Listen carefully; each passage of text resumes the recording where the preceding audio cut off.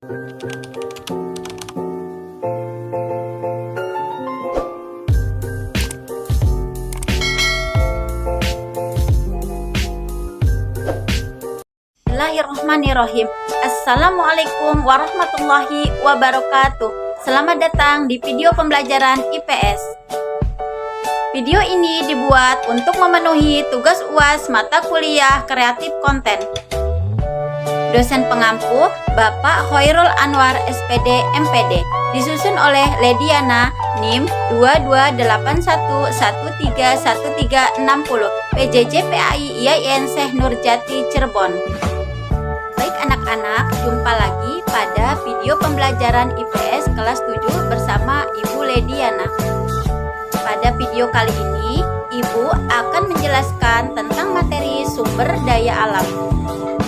Yang mana pada pertemuan minggu kemarin, kita telah membahas materi mengenai permintaan dan penawaran. Apa pengertian permintaan dan penawaran, serta kalian dapat menjelaskan bagaimana hukum dari permintaan dan penawaran. Namun, pada kesempatan hari ini, Ibu akan membahas materi tentang sumber daya alam. Adapun tujuan daripada video pembelajaran sumber daya alam, siswa dapat mengetahui: yang pertama, pada KD1, siswa dapat menjelaskan pengertian daripada sumber daya alam. Pada KD2, siswa dapat menjelaskan jenis-jenis sumber daya alam. Dan pada KD3, siswa dapat menjelaskan dan memberikan contoh bagaimana sumber-sumber daya alam yang tidak dapat diperbaharui dan yang dapat diperbaharui. Baiklah anak-anak, pada pertemuan kali ini Ibu akan menjelaskan materi pertama, pengertian daripada sumber daya alam. Yang kedua, jenis-jenis daripada sumber daya alam. Yang ketiga, bagaimana sumber daya alam yang dapat diperbaharui. Dan yang keempat, bagaimana sumber daya alam yang tidak dapat diperbaharui. Baik anak-anak, pada materi yang pertama yaitu pengertian sumber daya alam. Hayo, siapa yang bisa menyebutkan pengertian daripada materi sumber daya alam? Ya, betul sekali Rita, good job.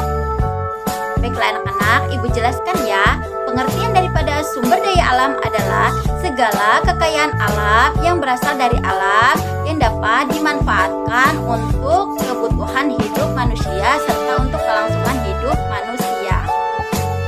Materi yang kedua yaitu jenis-jenis sumber daya alam. Sekarang, siapa di antara kalian yang bisa menyebutkan jenis-jenis daripada sumber daya alam? Oke Akbar, good job, betul sekali. Berdasarkan buku panduan IPS terpadu revisi 2013, sumber daya alam dapat dibedakan menjadi dua jenis. Yang pertama, sumber daya alam yang dapat diperbaharui, dan yang kedua adalah sumber daya alam yang tidak dapat diperbaharui. Yang pertama yaitu sumber daya alam yang dapat diperbaharui.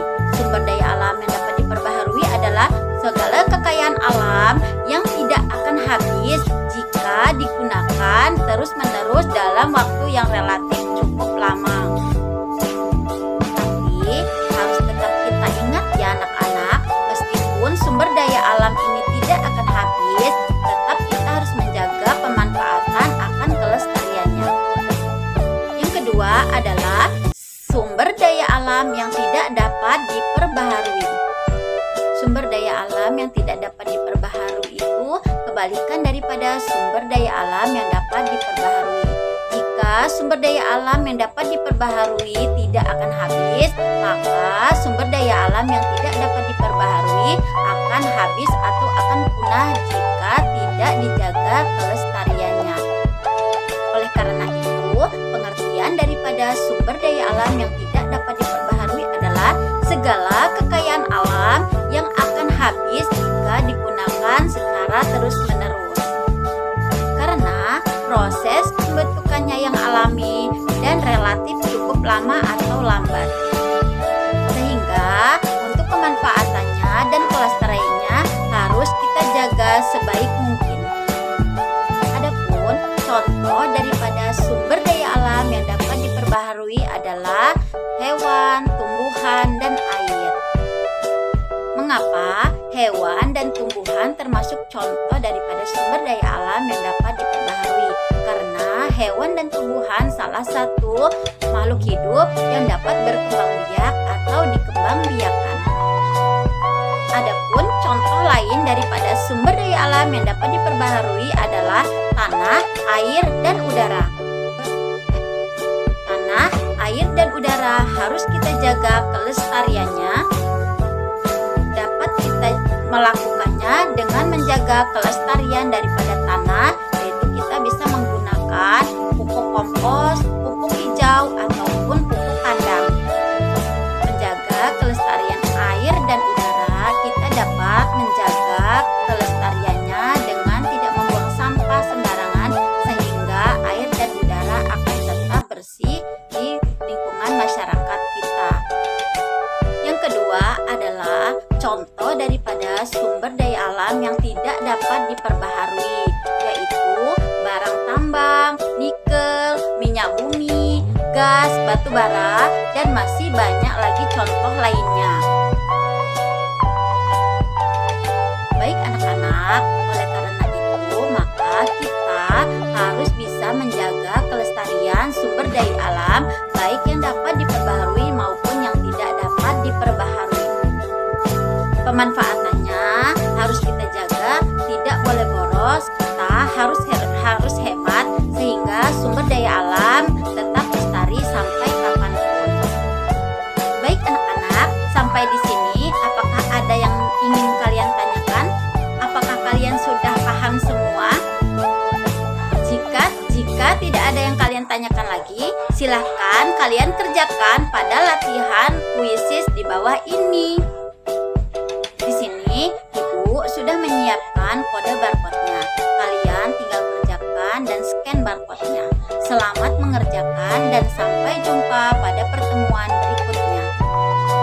Sekian video pembelajaran dari Ibu, semoga bermanfaat. Terima kasih. Jazakumullah khairan. Wassalamualaikum warahmatullahi wabarakatuh.